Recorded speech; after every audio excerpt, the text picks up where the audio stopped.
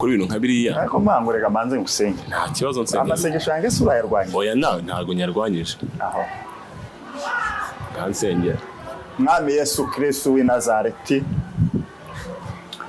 reba iyi channel ya Franco TV kweri Nela Sauve ni wowe Mana twizera kandi Imana ifite imbaraga n'ubutware n'ubushobozi ishobora byose uyigirire neza uyagurira imbago izamuke igirira akamaro nyirayo igirira akamaro abera igirira akamaro none nta gipimo cy'umwuka ugira nta gipimo ngira cy'umwuka ubu wemera ko usore mu mwuka n'uwasinze ubona ko ari mu mwuka uvuze ngo nta gipimo cy'umwuka ugira n'uriya muntu ufite icupa uciye ari buriya ari mu mwuka imyuka agira atandukanye kuko uvuze ko sinzi ngo umwuka uri kuvuga wavuze ko umwuka turi kuvugana tuvuze uwabasinze kuko turi mu kiganiro cy'iyobokamana none se niba nta makosa ubona nta bashumba bari wumva barekarama icyo kintu ngo abantu mureke berazo muri telefone niba ari digital impamvu ni ariko wemera ko izo zizava ni wowe uzazivanaho se oya none se erega hisi none se wari uzi ko ahantu wari uzi ko isanga higeze wari uzi ko za Canal Box zizaza Canal Box ntahihuriye na n'urugero nkuhaye uzi imyaka iki gitabo kimaze uzi Canal Box yari imaze iri mu bikorwa none se inganya imyaka n'iki gitabo ni ukuvuga ngo ubuzima bwa Gikristo ni ubuzima bw'urugamba ni ubuzima bwo gusa naho wiyanze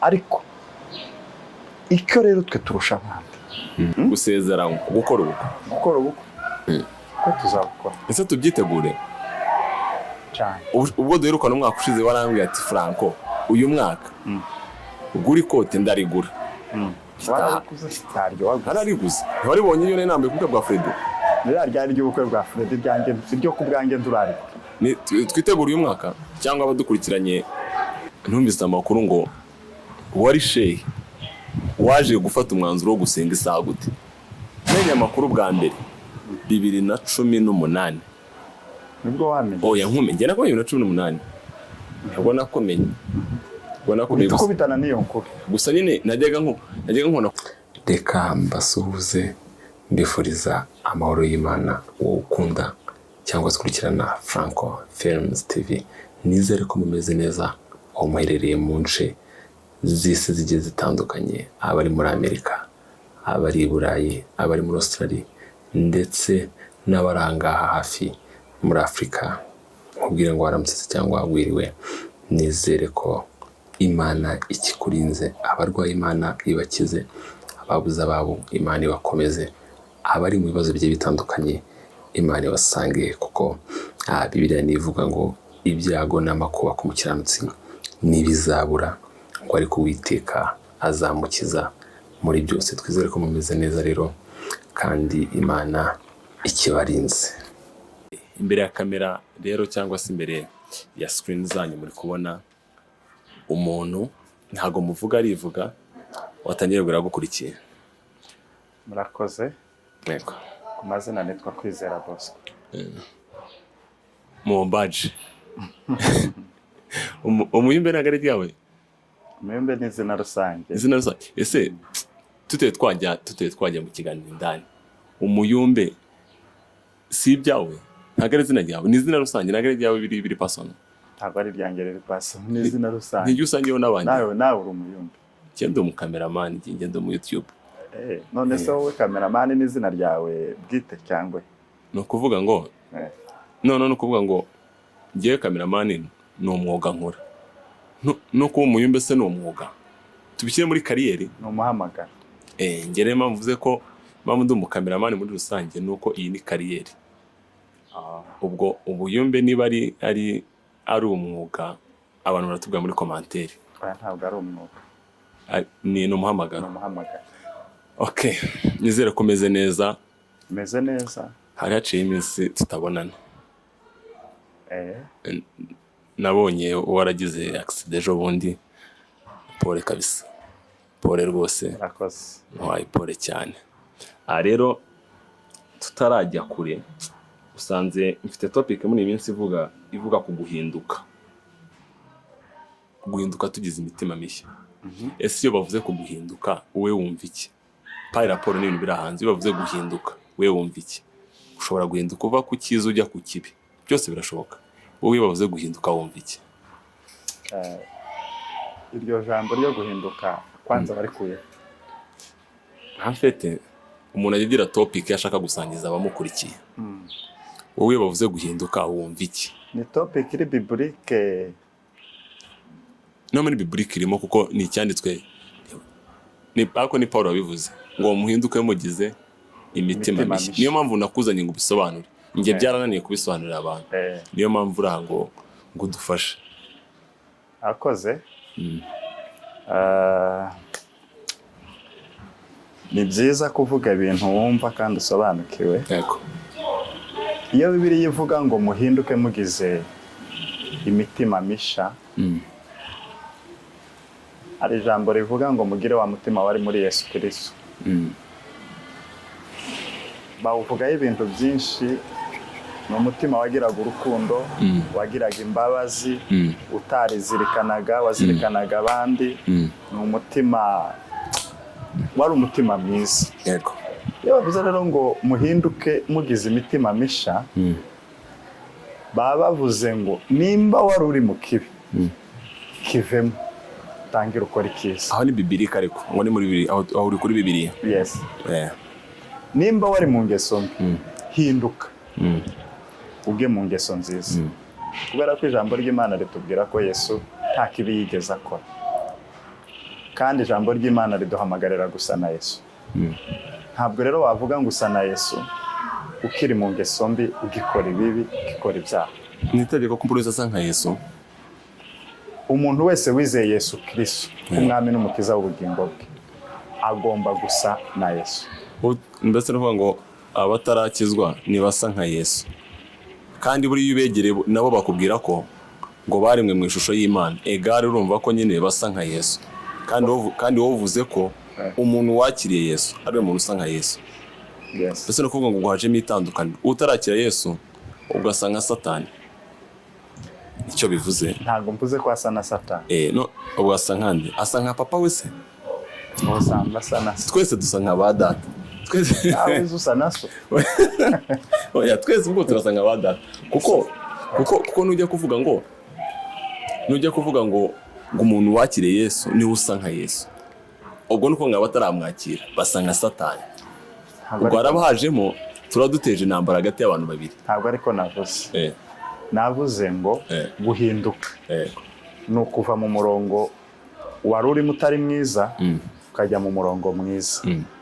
Nimba Yesu yaraduhamagariye guhinduka ngo tugire ishusho, tugire umutima we, bidusaba ko dufata bya bindi twakoraga bitari byiza cyangwa bya bindi twabagamo bitari byiza tugahinduka. Ese nicyo aduhamagarira? Nicyo aduhamagarira. Aduhamagara gusa aduhamagara kwezwa cyangwa byose ni bimwe?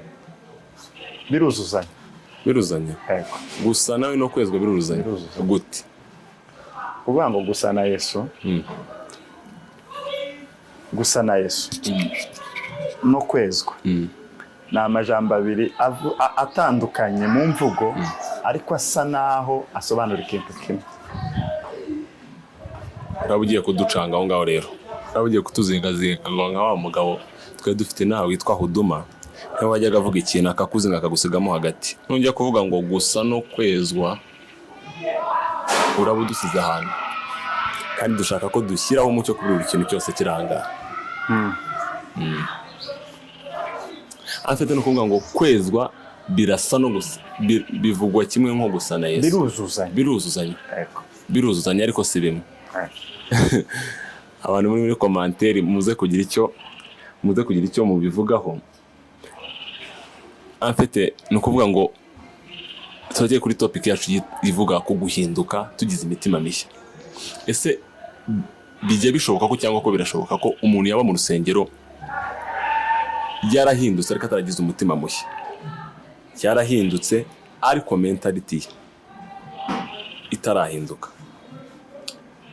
Guhinduka ni intambwe umuntu atera. ugahinduka. Ariko Bibiliya iravuga ngo hahirwa abumva iryo jambo bagakora iby'iryo jambo. Uhindutse ntukore ibyo umuntu wahindutse agomba kuba akora, n'ubundi ntacyo warahindutseho. None se kamubaza, ntibishoboka kuba ntushobora guhinduka wakoraga icyiza ukajya mu kibi? Byose ni uguhinduka. Byose ni uguhinduka, ariko bigaterwa n'imbuto wera muri icyo kintu. Yego. Njye none ikintu nshaka kunsobanura ni kimwe. Ubu ni abantu dufite mu rusengero bahindutse fizikali. Nk'urugero njye nambaye deshire, akaba yarahindutse mu kwambara deshire, ariko mo imbere akaba atarahinduka. Imbere guhinduka k'umuntu twebwe tubona, kandi buriya guhinduka k'umuntu w'imbere ntikugaragara, ariko niko gukenewe. buriya baza bavuga ngo akari ku mutima kajya gasesekara ku muntu. Ariko ni imigani ngo uwo uri w'imbere n'ubundi byanze bikunze inyuma turamubona. Hari abiyoberanya. None se ubushatse kuvuga ko ntabwo wakiyoberanya kuva ku wa mbere kugeza ku cyumweru. Ubu ni abantu dufite banywa amayoga ariko baririmba. Barahari. N'abapasiteri dufite banywa amayoga ariko bakaza kubwiriza. Abo ni bahari, no kuri social media ni rwibona. Barahari. None si ibyo bintu kari byo bibiyobe.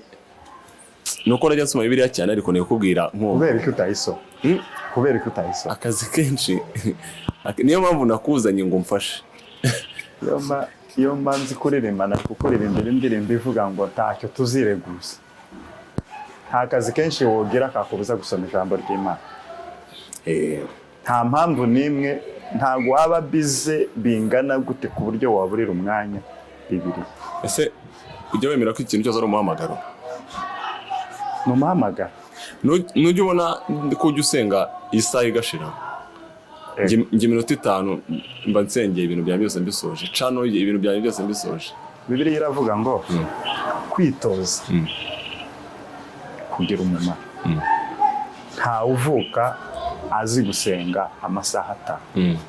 Nta nutangira azi gusenga amasaha 3 cyangwa se amasaha 10. Ariko iyo ubyitoje urabimenya. Iyo ubyize uko kwitoza rero niko kugoye. N'aka kazi kawe ukora warakitoje urakamenya cyane. N'ibindi rero birashoboka. Icya mbere hazamo umuhamagaro, ariko hazamo no kwiyemeza. Isomye mu gitabo cy'Abami ba kabiri mu bice ndagira ngo nka 2 aho ngaho niba atari 3 bavugamo amakuru ya Eliya na Elisa. Elisa yego yamaramaje gukurikira Eliya. Yego. Kubera ko hari icyo yari yamubonyeho kandi agomba kwakira. Yego. Biba ngombwa ko yiyemeza. Igihe cyose rero hari icyo ushaka bisaba kwiyemeza. Kavuga uti keneye iki, kizamvuna, kiragoye, ariko ngomba kugikora. Ubu no kuvuga ngo no kuvuga ko gusenga isaha warabyemeje.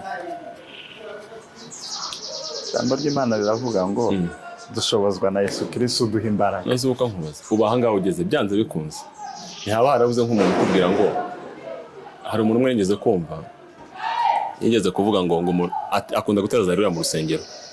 Umwana ngo ese kuguteza haleluya wajya utera imwe, warakabije wararengere. Ubu byanze bikunze aho ugeze, niba ugeze mu kugusenga isaha cyangwa se ushobora guhagarara imbere y'abantu ukabwiriza, byanze bikunze ntihabuze nk'umuntu akubwiye se ujya usenga isaha warambiranye, byanze bikunze uwo muntu ni yawe. Nje ntawe ndahura nawe. Ntabwo urabona uwo muntu. Hari umuntu rero wavuze ngo ngo niba ikintu nta ntambara gifite ngo ukivemo, icyo kintu si icyaha. Nanjye mbivemo. Rero icyo kintu ubivemo. Tworeka gusenga. Kubera ko turetse gusenga niko kuvuga ngo wareka kurya ukaba. Ese ubundi kubaza akantu kamwe. Jye mu makuru numvise mbere nyikumenya, numvise amakuru ngo wari shehe waje gufata umwanzuro wo gusenga isaha gute.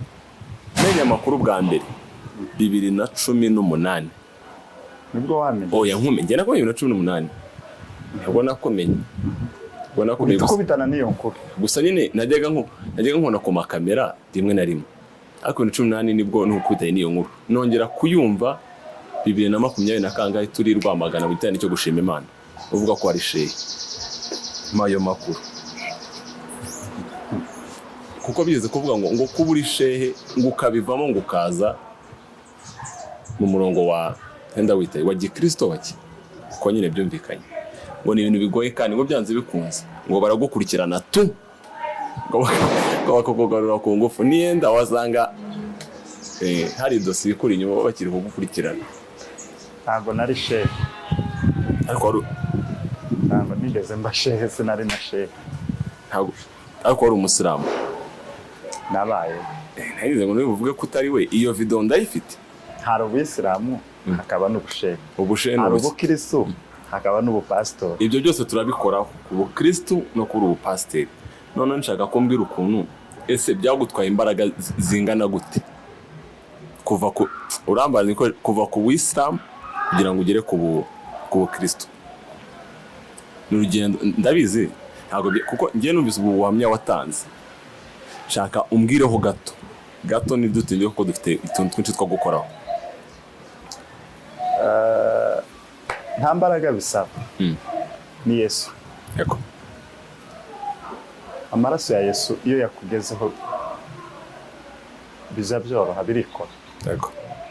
Nta muntu wambwirije, ni Yesu gusa waje aramfata aranjyana.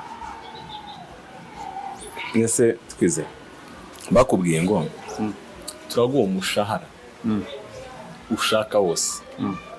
Hano hanze ubuzima buragoye. Turaguha umushahara wose ushoboka. Dusubire kwa shehe. Byagenda bite? Ese kubera ko uhita kwa shehe? Njye mbona umuntu wese wambaye irangofero nkabona ni shehe. Shehe se ni muntu ki? Tubyabona karya kantu hano bavuga ngo icyambere ni amakuru. Icyambere ni amakuru. Nukuvuga ngo rero kawe w'umunyamakuru iyo ugiye gukora inkuru ugomba kuba ufite amakuru. Niyo mpamvu nakuzanye ngoma ayo makuru rero. Ariya ndago bahita kwa shehe. Bahita? Ririya ni idini kandi yose. Hari idini rya Isilamu, hari abakatolike, hari abaporo, hari aba Protestani, hari abametodiste, hari abahinduisme, ni menshi amadini. So ririya rero naryo ni idini kayandi yose, kandi buri dini rigenda rifite imyemerere yaryo n'imyizere yaryo. Bivuze rero ngo kwa shehe kuri atakintu ubuvuze. Niko kuvuga ngo kwa pasiteri. Nese kweze ubu ntabwo rero ngo bapagani nk'abana baba ku muhanda. Bakunda ufite biriya bakaguhamagara ngo pasiteri kuko bakunda ufite biriya kandi utariwe. Yes, wakwita pasiteri barabitwita. Ego. Impamvu buriya ngiye mpamvu mbikeka kuko nanjye naragiye nafite amakuru buriya bamwe muri wambaye ingofero nkagira ngo ni shehe, ariko kuko nakuze nagira ngo ubwo ndabisobanukiwe. Shehe aba ari umuyobozi, ni nko kuvuga pasiteri. Nuko nyine abapasiteri baba bakuriye abakristo mu rusengero bakitwa abapasiteri. Shehe rero ni umuntu nyine uyobora abandi ku musigiti runaka. Ni nka pasiteri. Ni nkuko nawe uri evangelist. Ese urabisengera biri mu nzira cyangwa ku evangelist? Ku evangelist. Oya. Uburevera. Uri kujya ku burevera cyangwa? Oya, ntabwo ndi revera. Nubwo ndi kuja. Uri revera uri evangelist? Ndi missionnaire. Nta makuru nari mfite. Ni missionnaire. Missionnaire sans forcer. Twizere ko wenda muri iminsi iri imbere ubwo abandi nabonye bari kuzamuka hari haruguru mu misozi miremire twirwaneho nawe ari hugana. Oya. Missionnaire ni hagomba kujya. Missionnaire agomba kugira ahantu hose. Kamba ariko bivuze. Missionnaire ni umuntu ujyana ubutumwa aho butaragera. Oya. Missionnaire ari umuntu ujyana ubutumwa aho butaragera. Aho hose sinzi ko aho turati kuko missionnaire ni umuntu ugeze ubutumwa ahantu hose. Cyane ku batarakira. Cyane ku batarakira ubutumwa. None se muri iriya misozi tuvuge nka za Minembwe ubu ni abantu bariyo batarakira Yesu. Ntago nabimenye. Ibyo rero niho tugomba kugutuma ukajyayo. Nango hari abacuranzi wabonye ejo ni bambarara bagiyeyo bose. Nawe rero ugomba kujyayo ukareba kuko uri missionnaire. Cyabanza ukireke. Turi ku cya missionnaire. Icya missionnaire kivugire hano. kanyivugire hano kivugira hano mu birwa bya za Komoro, iyo ngiyo muri za Bangladesh, iriya muri za Pakistan, za Somalia n'ahandi. Ariko ahandi ubuhari na Ukraine na hose no mu Burusiya kwa Putin akibazo. Uko biri kose hari aho mbese ngo mu misoneri bwawe hari aho kuri ubu ngubu hari aho wagarukiye. Nukuvuga ku misoneri bwawe hari aho wagarukiye ubu ngubu, hari aho uri gukorera taho takorera, kubera ko biri ijambo ry'Imana riravuga ngo uko data yantumye namwe ndabatumye, mujyane ubutumwa mu mahanga yose, mubwire abantu inkuru nziza ya Yesu, abemera mubabatize. Ubu wabatiza? Nabatiza. Wabatiza gute utari umushumba? None se ngiye ahantu hatari itorero, urumva? Ngiye ahantu hatari itorero, mbwirije abantu ubutumwa bwiza, abo bantu nta torero rihari ndi bubashyireho, nta mushumba uhari wundi ngo ndi bumwegerere mubashikirize bamubatize. Icyo gihe rero iyo hatari abo bashumba hafi aho cyangwa ayo matorero, jewe mu myizerere yanjye nemerewe kubatiza. None kuvuga ngo nanjye nizeye Yesu, ubwo nabatiza cyane. Wabatiza abantu bareba babyumva, ahubwo batwegeye tubabatiza. Wabatiza cyane. Ubu nabatiza ndabyemerewe cyane. Njye nzi kugira ngo umuntu abatize ariko agomba kuba yarabisengewe. Nzi ko ari pasiteri gusa ubatiza. Hari ibintu bita ngo ni kubatiza no gusezeranya. Hari ibintu bita ngo ni nka first aid. Ubutabazi bw'ibanze. Ni ukuvuga ngo kujya ahantu hari abapagani, hatari itorero, hatari n'umushumba wabisigiwe amavuta, uwo ukajya kubwiriza aba bantu bakemera, ufite uburenganzira bwo gukora icyo kintu kibanze kugira ngo ba bantu ugire aho basiga. None se nkubaza, ubwo ugeze ahantu ugasanga babuze ubasezeranye, ntabwo wabasezeranye? Gusa ntago ko ndajya kwiga ishuri ry'ubumisiyoneri. Ko ndajya kwiga ishuri ry'ubumisiyoneri. Niho ugana? Kugira ngo ngire information ihagije, kugira ngo ngire amakuru ahagije, kugira ngo ngire package ihagije kuri wa murimo. Yembaje ikibazo, ugeze ahantu ugasanga habuze umuntu usezeranye, aho hantu hatari umupasiteri, wasezeranye? Nasezeranye. Utarashaka? Utarashaka wasezeranya? Ntaho nenda kugera batarasezeranya. Mbese ni ukuvuga ngo we wasezeranya utarasezeranya, wasezeranya utarasezerana? Ntaho nenda gusezeranya. Cyangwa twitegure nawe uri hafi kugira gute? Gusezeranywa, gukora ubukwe. Ko tuzabukora. Ese tubyitegure cyane. Ubwo duherukana umwaka ushize warambwiye ati Franco, uyu mwaka ugura ikote ndarigura. Narariguze. Ntiwaribonye iyo nambaye kubukwe bwa Freddy? Ryari ry'ubukwe bwa Freddy ryanjye, siryo ku bwanjye ndurarigura. Twitegure uyu mwaka cyangwa abadukurikiranye bashiftinga za gahunda zabo? Tegure vuba tibigitinze. Nta kibazo, ubwo uri buze kuduha ifoto y'uwacu tuze kumushyira hano abantu bamumenye, niba bakajya bamucaho. Kibanza ushireho wawe. Nabyo nta kibazo namukiraho. Ndagira ngo tukiri kuri ya topic yacu yitwa kuguhinduka, ndagira ngo dukore ku kantu gatoya. Rimwe na rimwe hari abantu baba mu rusengero bagatukisha ibintu by'Imana. Mu minsi yashize nigeze kubona akavido k'abantu bibarangura mu rusengero, ngira ngo nawe warakabonye abantu bibarangura mu rusengero. Noneho biba ngombwa ko bivugisha abantu benshi, bivugisha n'abashumba, kandi biza byitirirwa abayombe, bijya ku izina ry'abayombe bose. Hari nako nabonye ejo bundi ka Fanta bari kuvugira rwa kuri Fanta, sinzi barakabonye. Noneho byitirirwa abayombe bose hamwe, ngo abayombe bose ngo nibakigira umwuka ngo bataye umurongo wako kantu akavuga ngize ko akabido warakabonye wakabonye ngo erinki oya nakabonye kuri YouTube wakabonye kuri YouTube YouTube ni bande babishiraho si mwebwe ni twebwe mubishiraho mugamije iki no kuvuga ngo buriya mugamije ofete izi YouTube channel zanyu nkiyawe wenda reka mvuge yawe kuko ari yunze intego yayo nyamukuru ndakeka ari kwamamaza ubutumwa bwiza none iyo ifasha akantu ukagaca mu bindi ukagashira kuri channel wamara ugashiraho na topic itariyo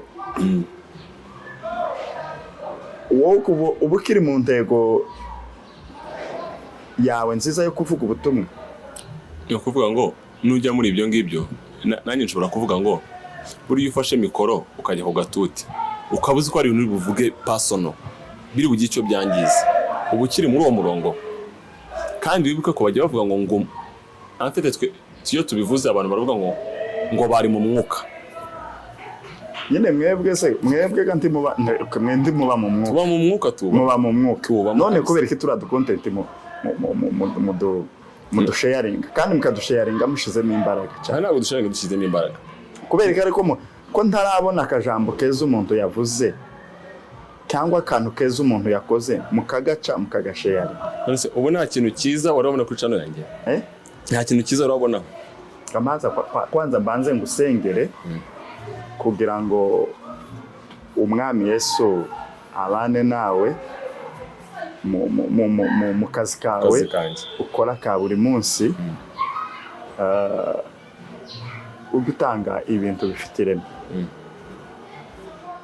ese uko arege nabonye ujye dukubita link twamushiraho titi twakinjira muri ya link twareba ibyo wavuze bitandukanye n'ibirimo buriya no kutagira video ngo irangize nzanzire gira video niba video ifite iminota 30 ukareba iminota 4 buri minota 30 n'itandatu iri inyuma nzanzire ujye uzireba titre n'ibirimo biba bihu aha se ndandika ngo iki ahangaha ntabwo nzi ibyo uri bwandike byose mwami Yesu Kristo akureba ikijisho akuyobora gusa niwansubije ikibazo cyanjye ngewe ndacyari kuri abo bantu bakora ibintu nka biriya ariko mangurega manze ngusenge nta kibazo nsenge amasengesho yanjye sura yarwanye oya ntabwo nyarwanyije aho kansengera mwami Yesu Kristo w'i Nazareti reba iyi channel ya Franco TV kweri Nela Sauve ni wowe Mana twizera kandi Imana ifite imbaraga n'ubutware n'ubushobozi ishobora byose uyigirire neza uyagurire imbago izamuke igirira akamaro nyirayo igirira akamaro abera igirira akamaro isi ibe umuyoboro mwiza wo kwamamaza ubutumwa bwiza bwa Yesu Kristo yego Mana yo kwizerwa no kwiringirwa ntago views zizanwa n'amatitire atariyo ntago kuzamuka kwaca no kuzanwa na content z'ibintu bidahuye ahubwo iyo umuntu akoze neza ibyo agomba gukora akabisengera akabyingingira Imana ibimuheramo umugisha niyo mpamvu dusengeye iyi channel tugasengera na nyirayo kugira ngo bagirire neza kugira ngo umufashe kwamamaza ubutumwa bwiza bwa Yesu Kristo Mana uwo kwizerwa no kwiringirwa muri byose izina rya Yesu amen wasanga numbagiye mu minsi mike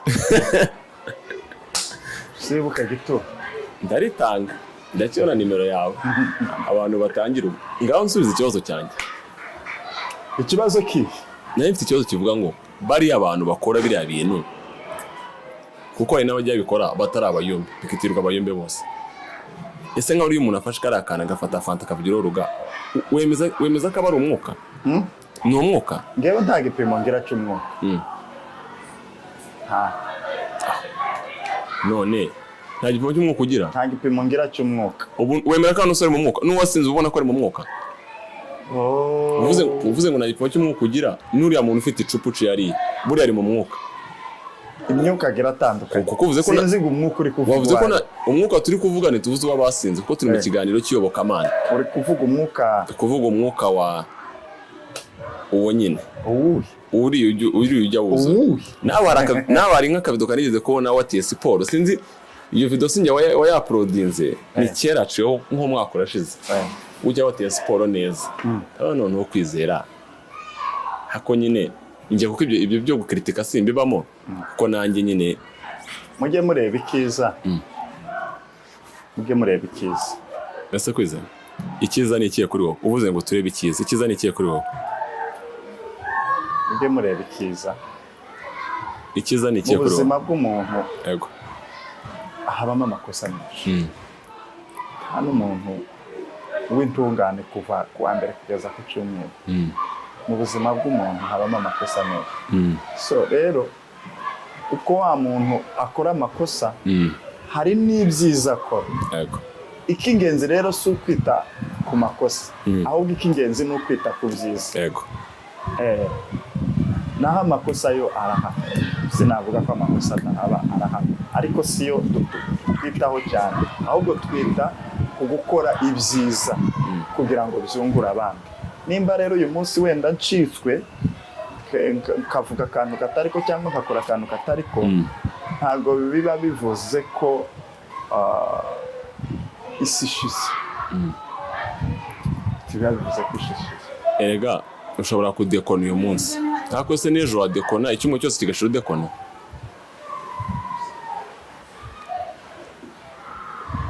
Simbizi biza bibaho. Ibyo we nubizi? Ibyo we nubizi? Ubu nta muntu uzi udekona buri munsi. Tuza gucisha izo video zikurikirana ari eshatu ze. Eshatu kujya zikurikirana ze. Tuza kuzinyuza binyemereye. Bwa n'ubinyemereye.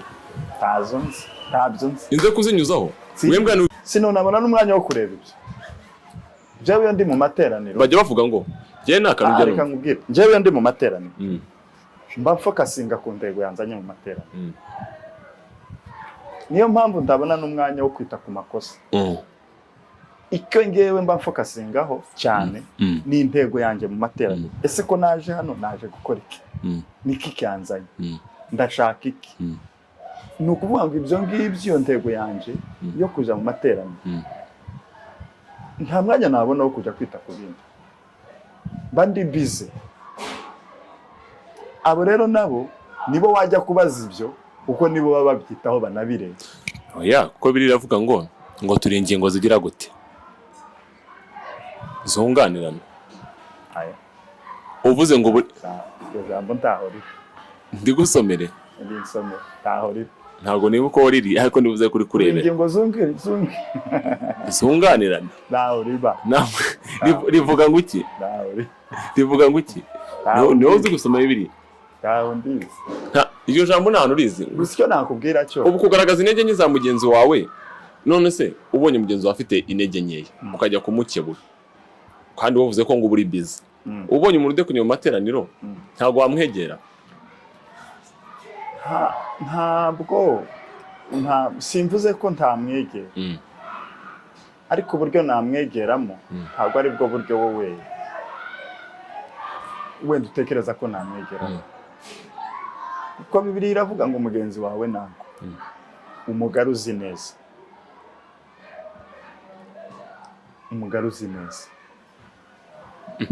None hani nya numva ngo rero uhagemo no munyafu ngo mvuge ngo ku makosa ngo abera ngo mu materaniro ngo nibiki nibiki. Nta mwanya wabyo mfite. Wowe ufite umwanya w'iki? Ukemba ndi bisi. Ubwo uri nyamwigendaho. Urimenya uri nyamwigendaho. Oya. Bibiliya iravuga ngo niba ukunze zo mbona mu materaniro ubona ndi nyamwigendaho. Kurwawe ruhande. Icyo cyo uraje uvuga ngo nicyo cyanditswe n'ikibaho. ngo we kwizirikana ubwaho guzirikane nandi na mwene nicyo cyane twose n'ikibaho kibaho. None iyo uvuze ngo banyamwigendaho ubwo bushatse kuvuga ntabwo ndi nyamwigendaho. none niko uvuze. Ni wowe ubivuze. Iyo uvuze ngo uri bize mu materaniro twese Nami Yesu tabara Frank ma. dukubite mbese ugomba gukubitiramo mugenzi wawe. Mbese uvuze ngo banyamwigendaho uba uvuze ngo uramenya ibyawe. Buriya Imana Imana yaduhaye ubwenge. Imana yaduhaye ubwenge. Niba Imana ivuga ngo mukundane, nta muntu ukunda undi ushobora kubabazwa n'ikosa rya mugenzi we. Nta muntu ukunda undi ushobora kubabazwa n'ikosa yakoze. gute? Ahubwo niba ukunda umuntu wakababajwe n'ikosa yakoze. Ndabisobanura. Yego. Ikosa ryawe, ikosa ryawe, ikosa ryanjye. Nimba gukunda koko. Sibyo? Nimvuga ngo nta muntu ubabazwa n'ikosa ry'undi yakoze kubera ko amukunda, ntiwumve ko mvuze ko atababa, urababa. Wowe nujya kujyaho ngaho uraba ariko ntabwo babara byo kuvuga ngo nanjye bagende nanjye ngiye. Ni ukuvuga ngo n'ubugiye kujyaho ngaho uraba utujyana. Ni ukuvuga ngo nuvuga ngo ninkora ikosa ubu se nimfata umuntu ku ngufu niwe uzamufashe ku ngufu, niwe bazafunga se cyane nge bazafunga. Baza gufunga ariko ntibivuze ngo ubwo Frank ngo yakoze ikosa ngo apfuye muri nge. Oya. Ntujya kuvuga nguko rero. None nimba Yesu yaradukunze akadukunda turi babi akihanganira ububi bwacu, kubera iki twebwe tutihanganira ububi bwa bagenzi bacu? Kubera iki twebwe tutihanganira amakosa ya bagenzi bacu? None se ni hari abo Yesu yakunze bakanga gusa nabo? None se yakubwiye ko atakibakunda? Abo yaremye si bo bamubambye? None se abo yakubwiye ko atakibakunda? Aho wowe ufite ayo makuru udi ko abakunda? Arabakunda. Abakunda gute? Hari ibyo yakubwiye? Yarabikubwiye? Yesu arabakunda, arabakunda kandi azokomeza abakunda. Kandi dutanye ikiganiro wavuze ngo utarakizwa ngo asa nka Satani. Ntabwo ariko navuze. Turasubiza inyuma. Ntabwo ariko navuze. Wavuze ko usa nka we nakubwiye ngo umuntu wahindutse. Umuntu wahindutse afite ishusho ya Yesu. Agomba kugira ishusho ya Yesu. Ntabwo nigeze mvuga ko utarahindutse asa na Satani. Ese kweze nkubaze. Wemera ko imbabazi zibaho? Cyane. Imbabazi zibaho? Cyane. 100%. Imbabazi zibaho? Cyane. Gute? Imbabazi kuri wowe. Imbabazi zibaho gute? Imbabazi zibaho gute? Ubu nk'umuntu ashaka gukorera ikosa akakwicira nk'umwana. Tureke ibintu bya Gikristo, tureke ibintu bya Bibiliya, dore ko waho wabereye missionnaire none ibintu byose bijyana muri Bibiliya. Reke ibya Bibiliya. Umuntu ashaka kwicira umwana. Wamubarira mu gitondo. None se ubu abishe data tibahari ndi duturanye twabababariye. Imbabazi zibaho. Imbabazi zibaho cyane 100%.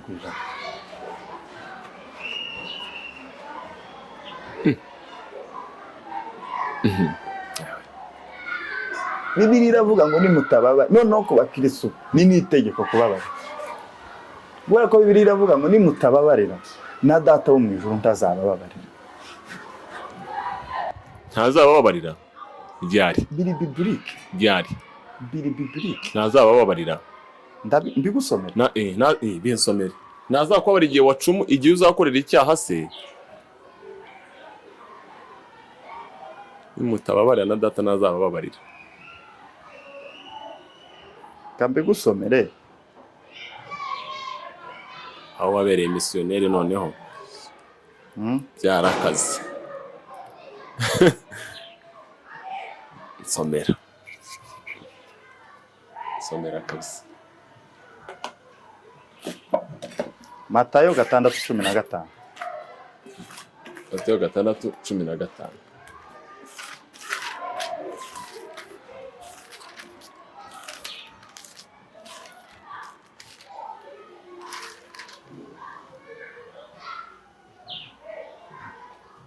Kaduhere kuri duhere kuri 14 6:14 haravuga ngo kuko nimubabarira abantu ibyaha byabo na so wo mu ijuru azabababarira namwe ariko nimutababarira abantu na so nawe ntazabababarira ibyaha byanyu. Nimubabarira abantu Imana nayo izabababarira ariko nimutababarira na data wo mu ijuru ntazabababarira. Imbabazi zirakenewe. Imbabazi ni ngombwa. Imbabazi none avuga ko ari nk'itegeko. Papana ku bantu bose. Ku bantu bose. Why not? Erega kwize. Ngishaka gufata ibintu wemeye ngo byemeza abandi. Kubera iki? Kuvuga ngo myemere. Ni biblique, ndavuga ibyo bibiri yivuga. Ni ukuvuga imyemerere yawe. Itandukanye n'imyemerere y'umuyisilamu. Nemera ibyo bibiri yivuga. Wewe wemera icyo bibiri yivuga. Nemera icyo bibiri. Ure wasanga na Qur'an ivuga ngo nubabarira uzajya mu muriro. N'urugero nanze. Rero none ufata iki? Sinzi Qur'an ariko ndaho bivuga. Ntiwayisomye? Sinayisomye. Kandi wari umuyisilamu. Nari ntaramenya icyara. Sinayisomye. Ntacyarabunze. Yego. Zikinyarwanda. Ibyo mvuga rero ngewe biri muri biblique. Imbabazi zirakenewe. Imbabazi ni ngombwa ku bakristo. Imbabazi none avuga ko ari nk'itegeko ku bakristo, wongera ku bakristo. Bemera Imana n'abatemera Imana. N'abatemera Imana. None se reka wenda mvuge wenda kuri leta yacu hano hari ikintu ihora ikangurira abaturage kitwa ubumwe n'ubwiyunge. Yego. Ubumwe n'ubwiyunge ni iki? Gushyira hamwe. Imbabazi ni nk'umuyoboro, ni nk'inzira, imwe mu nzira zirenga nyinshi zituganisha kugira ngo abantu tubane mu mahoro. Niyo mpamvu rero Bibiliya ivuga ngo nimba hari ikintu upfa na mugenzi wawe umusanga kabone niyo yaba yaragukoreye ikosa cyangwa se ngena aragukoreye ikosa, si ngombwa ngo wenda akoreye ikosa aba ari wowe uzi. Ngewe tere ntamwize gusanga kubwira ngo ibyo bikeneye ku bakristo. Kubera ko ushiraho limite. Ukuvuga ngo ibyo wasomye ni ibya Bibiliya. Kandi hari undi muntu ushobora kuzuma kino kiganiro ari umuyisilamu. Ndabizi ni benshi bazacyumva. Ariko birashoboka ko yabyumva wenda agakizwa. Birashoboka. Impamvu ndi kuvuga ngo ku bakristo ntuko igitabo uri gusoma ngo bari cy'abakristo. Hari umuntu utumva imbabazi. None se ukwizera nk'urugero. Ubu ni hari abantu. Eza ndakubwiye ko iki gitabo gisomwa n'abakristo gusa. Icyo ni igitabo cy'abakristo. Ntabwo gisomwa n'abakristo. Igitabo cy'abayisilamu n'abandi batari abakristo baragisoma. Abahe. Uyu munsi wa none hari Qur'an zasohotse mu Kinyarwanda. Simbizi. Kuvuga ngo nasoma Qur'an ntari umuntu. Mwese ubu nta bitabo by'abayehova dusoma. Nta bitabo by'abadive dusoma. Turabisoma. Kubera iki tubisoma? Biterwa n'amakuru ukeneye. Tuba dukeneye kumenya. Iki gitabo rero ntabwo gisomwa n'abakristo gusa. Ese Bibiliya ni iki kuri wowe? Ni ijambo ry'Imana. Gusa urasobanuye. Ndasobanura. Ijambo ry'Imana ni iki? Ijambo ry'Imana ni ubuzima. Ijambo ahubwo wavuga ngo ni amagambo. La parole de Dieu. Wavuga ngo ni amagambo y'Imana. Kuvuza ijambo riba ririmo. Ni ijambo. Ni amagambo y'Imana. Ni ijambo. Na pastor urumva akavuga ngo dusome amagambo y'Imana. Hari n'abavuga ngo dusome ijambo ry'Imana. Nyine nayo bakoze amakosa. Aho yasimbizi. Niyo mpamvu nakubajije ngo ni ijambo ry'Imana. Nakubajije ngo Bibiliya ni iki kuri wowe? Bibiliya ni iki kuri wowe? Bibiliya ni ubuzima. Ni ijambo ry'Imana. Ni ibyahumetswe n'Imana. Harimo ubwenge, harimo ubuzima. Ahantu hose urayitwara? Harimo amahoro. Ntabwo ahantu hose nyitwara. Mvuze mu matani, ntabwo mvuze wenda ngo mu isoko wagenda ufite biri hoya. Naho nagenda nyifite. Birashoboka ko ahantu hose uburi nayo ahantu hose ni ukuvuga ni ngombwa kwitwara nyine tuvuge mu materaniro yego urayitwara yego kuko ari ijambo ry'Imana yego nicyo kintu isobanuye kuri wowe yego nta kindi isobanuye ni ubuzima ndayikunda okay ubwo buriya hari icyo yakoze ni ubuzima ni wabaho utayifite sinobaho ndayifite nako kwezi ibintu uvuga uburi seriye sinobaho ndayifite uburi seriye uzaze mu rugo iyi ndayifite mfite n'indya nini iyi nini kikindi kinini cy'abareke cya misiyoneri ndayifite none kuravuga ngo nobaho gute ntafite ijambo ry'Imana sinobaho hari ibyo nigeze kumva ngo igihe kizagera ngo za Bibiliya ziveho nizivaho ibyo twasomye biturimo ubu Bibiliya yose urayifite ntabwo nyifite mu mutwe ariko hari amagambo mfite nubwo waza ugashanyuriza impapuro ukazifite ntabwo ushanyura biri mu mutwe niyo mpamvu kudasoma Bibiliya y'ijambo ry'Imana ni ukwihemukira kubera ko kuri iyi si isi irazunguruka ushobora kugira gutyo ukisanga ahantu muri condition mu buzima takwemerera guhura n'iki gitabo ariko hari icyo wasoma kiri muri kizaguma muri wowe ukivive ubane nacyo kigutunge kikubera ibyishimo n'umunezero ariko wemera ko izo zizava ni wowe uzazivanaho se none se erega hisi none se wari uzi ko ahantu wari uzi ko isanga higeze wari uzi ko za Canal Box zizaza Canal Box ntahihuriye na n'urugero nkuhaye uzi imyaka iki gitabo kimaze uzi Canal Box yari imaze iri mu bikorwa none se inganya imyaka n'iki gitabo ese imyaka imaze urakize erega biriya yanditswe n'abantu ayo makuru yazi yanditswe n'abantu uretse ko yanditswe n'abantu none uzi uwayanditse yagiye yanditswe n'abantu batandukanye wavuze ngo icyambere ni amakuru ninde wanditse Bibiliya yagiye yandikwa n'abantu batandukanye bandi aho handitseho ngo Bible Society uyu ni umuryango wa Bibiliya mu Rwanda ni umuryango wa Bibiliya ntabwo aribo bayanditse ni umuryango wa Bibiliya mu Rwanda ushinzwe kudutegurira ibi bitabo no kubitugezaho none Bibiliya niba yaranditswe n'abantu ibyo utakumva ko bashobora ku-updatinga bakazana ibindi nk'urugero hari Bibiliya zo muri telefone ibyanditse muri telefone sibyo biri muri iki gitabo ayo makuru ngira ngo urayazi none se ubwo uri kumva niba haraje new version zo muri telefone izo ngizo urumva ziri kugiye turi mu isi ya digital mu bubiko turi mu isi ya digital ibyo ndabyumva ariko ibyo byose ni ibintu bishoboka izo zishobora kuba hari amafaranga ari liquide hari n'amafaranga agize gute y'umuyaga ako kwize turi mu isi ya digital uri kunkwera ushyira Bibiliya kuri telefone nta makosa none se niba nta makosa ubona nta bashumba bari wumva barekarama icyo kintu ngo abantu mureke berazo muri telefone niba ari digital impamvu nimba ndi gusoma iki gitabo nakibumbuye gutya nakirambuye gutya hasoma muri Nehemiya uburyo yumvisha inkuru z'ibyago by'i Yerusalemu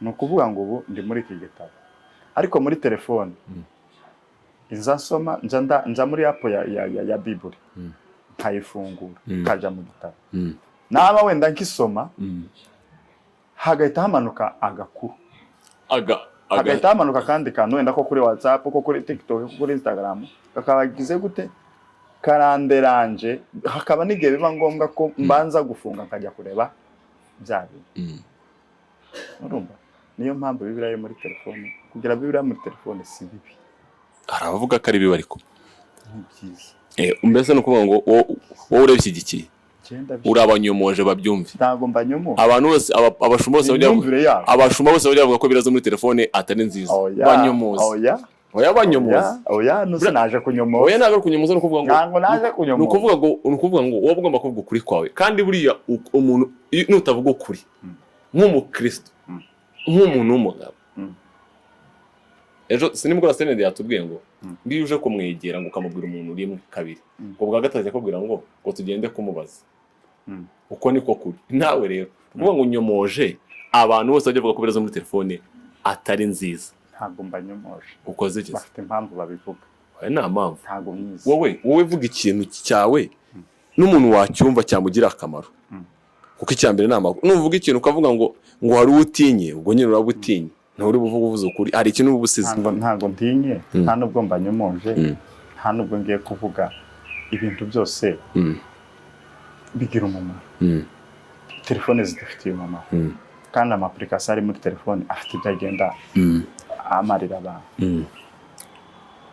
So rero ntabwo navuga ngo ngiye kunyomoza sigiye kunyomoza wirinde. Okay, tugana ku musozo. Gira ikintu uvuga cyangwa se gira inama ugira ku muntu wese utaremera Yesu nk'umwami n'umukiza. Yesu araryoshe.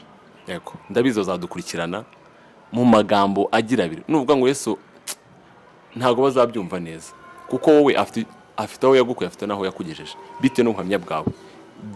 Gira amagambo nk'abiri cyangwa atatu ubwira ku muntu uza ku iki kiganiro cyangwa se nuri kudukurikirana. Gisubizo Ministry ndagira ngo ni ya Kampala bararirimbye baravuga ngo ubuzima bw'ibimera buri mu butaka. Yego. Ngo ubuzima sinza kandi kantu bavuze ka kabiri. Aka gatatu baravuga ngo ubuzima bw'umwana w'umuntu buri mu Mana ngo nta mana nta buzima. Yesu araryoshe. Yego. Kumwisunga no kwisunga umugabo ukomeye. Kumwakira no kwigirira neza. Kumukorera no guhitamo neza. Icyo mukundira azatanga amahoro. Azatanga ibyiringiro. Niko kintu nabwira abantu batarakira Yesu nk'umwami n'umukiza. Igihe niki cyo kumwakira. Yego. Kubera ko Yesu agira neza. Hari umuririmbyi waririmbye aravuga ngo urantangaza Yesu ngo ukura umuntu muri puberi ukamuhindura ukamukarabya ukamusiga ukamwambika. Ni Yesu wenyine ubikora. Yesu araryoshe. Nimuze kuri Yesu. Nimwakira umwami Yesu. Nimwakira agakiza. Yego. Hari n'abari mu nsengero baba bakeneye guhinduka. Kuko ushaka kuba umujura kandi uri umuririmbyi. Kandi none aratangara akantu bavuze ngo uriya muntu udatanga icyacumi ngo ari ku rugero rumwe ngo nta muntu ngo wabomoye banke ngo hanze. Niko bavuze. Gusa hari ikintu nakubwira. Kimara kwakira Yesu nk'umwami n'umukiza w'ubugingo bwanjye. Nari nzi ko ngiye kubaho ubuzima bw'umunezero. Tarimo ibibazo. Tarimo kubabara. Tarimo amarira. Tarimo agahinda. Tarimo ubuzima bw'umunyenga bw'igishimo neza.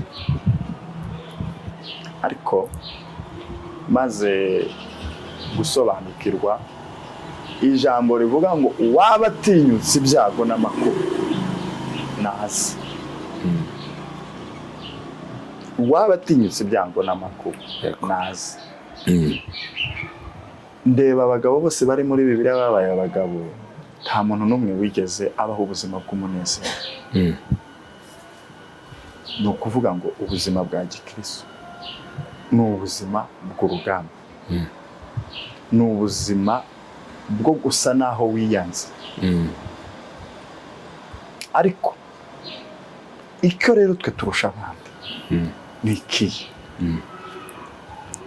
Turapfusha bagapfusha. Turasonza bagasonza.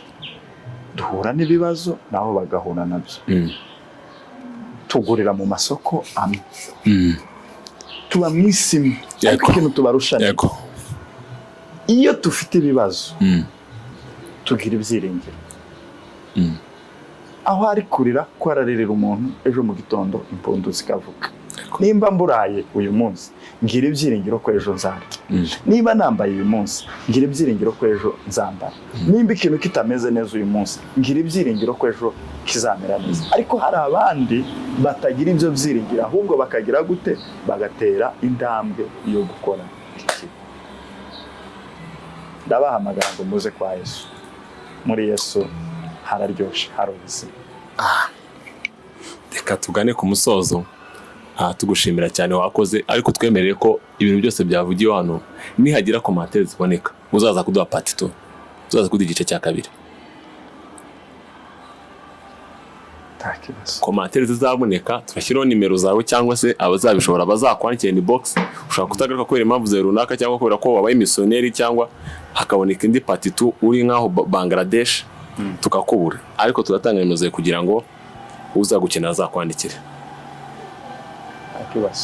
Wakoze cyane. Thank you so much. Sawa.